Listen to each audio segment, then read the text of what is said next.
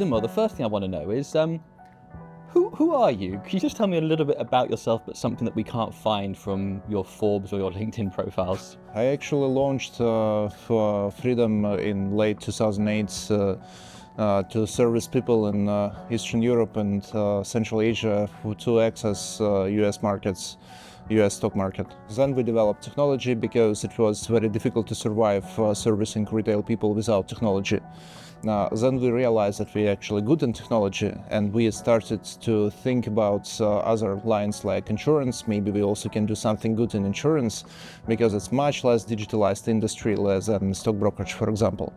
Then we realized that the digital banks are successfully competing with brokers providing just complementary investments, and we realized that we have to become a digital bank if we want still to survive independently. So we launched a bank in Kazakhstan, and actually a year ago we launched our Freedom Super App, which is comprehensive and very well integrated ecosystem. We deeply integrated with government services.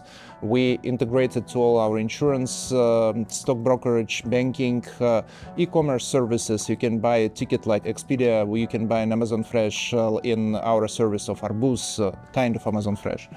You can buy a ticket for football match in Kazakhstan or to concert. You can even watch a movie on our platform. That's a full super app, which became the most downloadable application on Apple Store in Kazakhstan last year.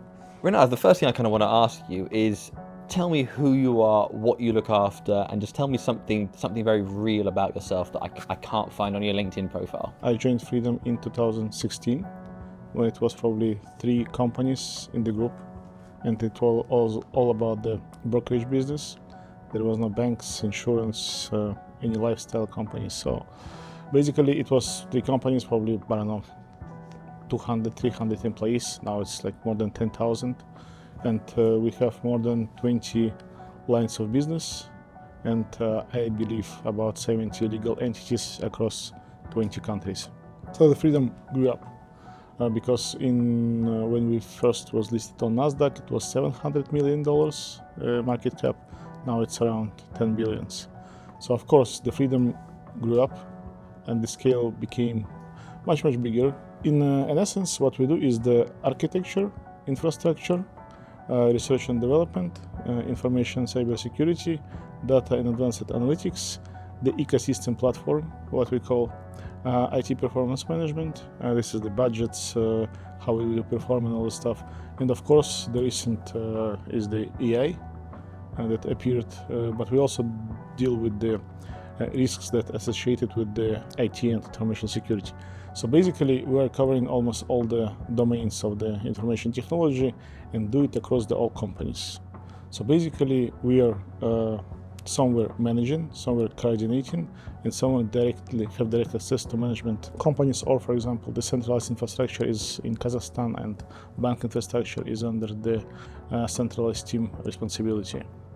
So in a sense we do a lot of things, and but my main goal probably is, of course there is a big team that is managing all the stuff, but my role is to, how we call it, build the bridges, because eventually the challenge is not to build the technical part, but build the human part, to make people communicate with each other, work with each other.